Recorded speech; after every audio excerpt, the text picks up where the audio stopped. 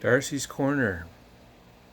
So it's the end of the July. It's 2020, and there's a whole bunch of things going on in the world.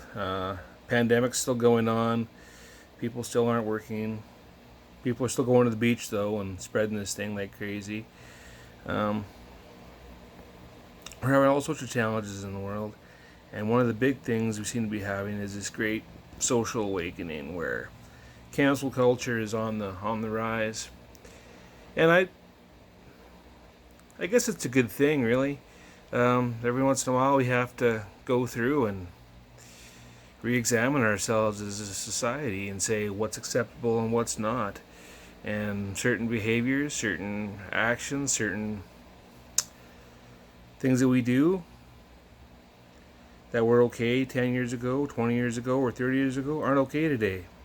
And they weren't really okay back then either. It's just nobody did anything about it. We can take it too far though, and we can take away the people who are trying to help us, and we can put people in impossible situations where they have to be perfect because we've decided they have to be perfect. And I don't know why. Well, I do know why. I mean, it's easy to tear somebody down, right? Especially when you see them and their star has risen and they're at the top. It's easy to take pot shots at those people. So specifically, what I'm talking about right now is people like J.K. Rowling and Ellen DeGeneres, and pick a celebrity who's got a pretty big name, pretty big platform, and people just want to tear them down, or they want to quite rightly point out, hey, this behavior, this activity is not okay. I won't go into the J.K. Rowling thing too much. A lot of people have already gone into that, and your opinion can be what it is. But with Ellen, man, I can tell you that Ellen has a special place in my heart, and it's not because I think that she is this saint or that I don't believe the people who say that they've been mistreated on her show. When Nikki Tutorials came out, I was just overjoyed that I could relate to one more person who was going through what I'm going through. Of course, her experience was different. And I thought, okay, when she went on the Ellen show and later on she was saying how she didn't really feel all that warm and cozy from that experience. That's fair enough. That's fine. She still has a pretty big platform, Nikki Tutorials. And Ellen, the Ellen show, still did a good thing by promoting Nikki's story and getting it out into the mainstream so people could know that people like her and me exist, and that we're not monsters and we're just people. So I'm really glad the Ellen show did that, even if it wasn't the warm and fuzzy experience that Nikki was hoping to get. You know, they say never meet your heroes. And the reason for that is because you'll find out that they're human.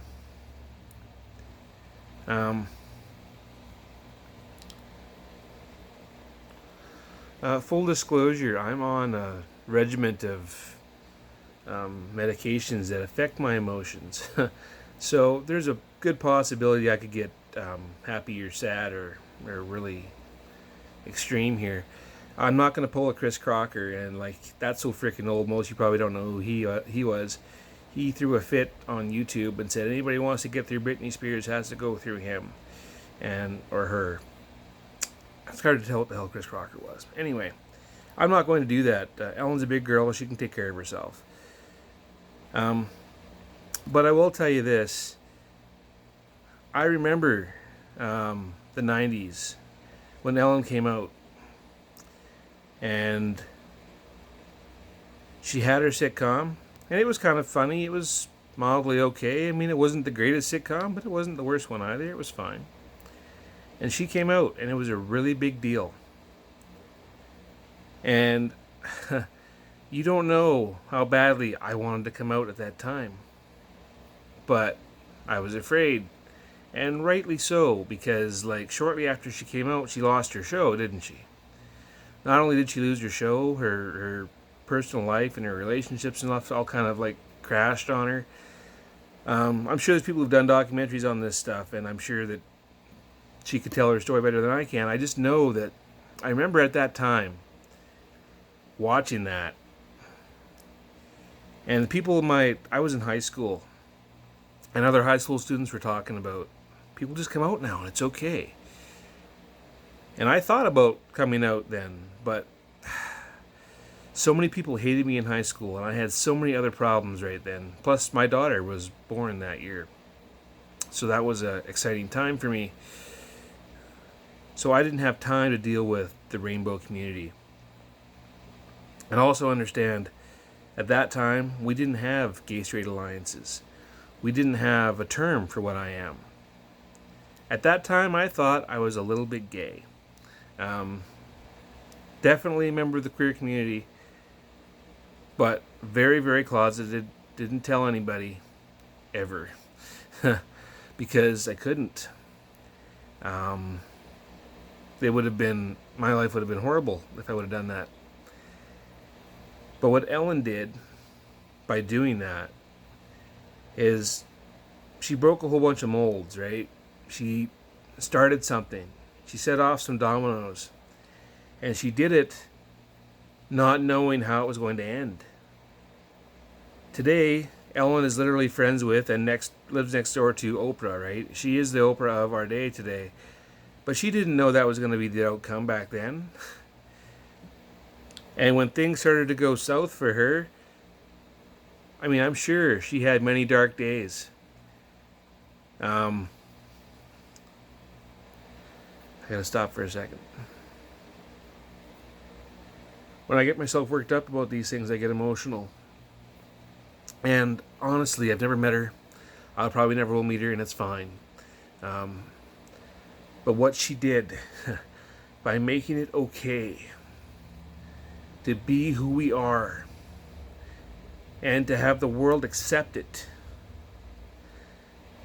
that means something to me. So I really don't care if her show isn't the nicest place in the world to go visit. And maybe the guests are having a great time and maybe they're not. You know what? If her show is the toxic environment that people say that it is, maybe it's time that it ended. Because she's had almost a 20-year run. That's a long time. She'll be okay. And that doesn't take away from any of the good things that she's done. So, I'm not saying that it's all kittens and rainbows at the Ellen Show. I'm sure it's not. I'm sure the show business world is very cutthroat, and it's that way for a reason. And it's not just her show. I'm sure there's many shows that have challenges. And I'm sure that there are many stars who come across as divas, which is what she's being painted as. And maybe she is a diva. I don't know. And I don't care. I'm glad she did what she did when she did it. And she did it with no guarantees, not foreknowledge that things were going to work out. She didn't know that then. She risked everything. And she lost everything. And because of that, my life today is so much better. The acceptance that I've received from the overall community, from conservative people, from people who I did not think would be on my side but have been, has been phenomenal.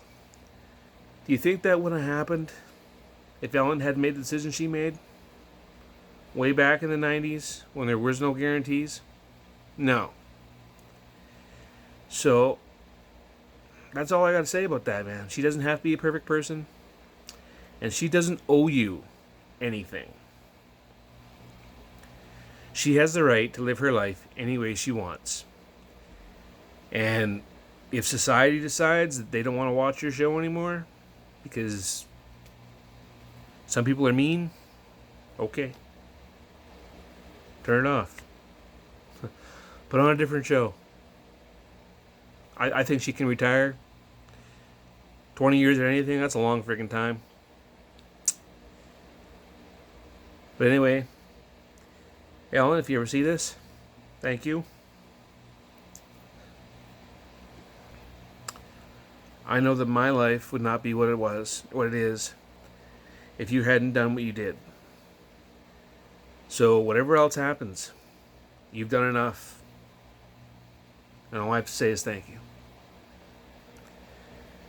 This is Darcy's Corner. Talk to y'all later.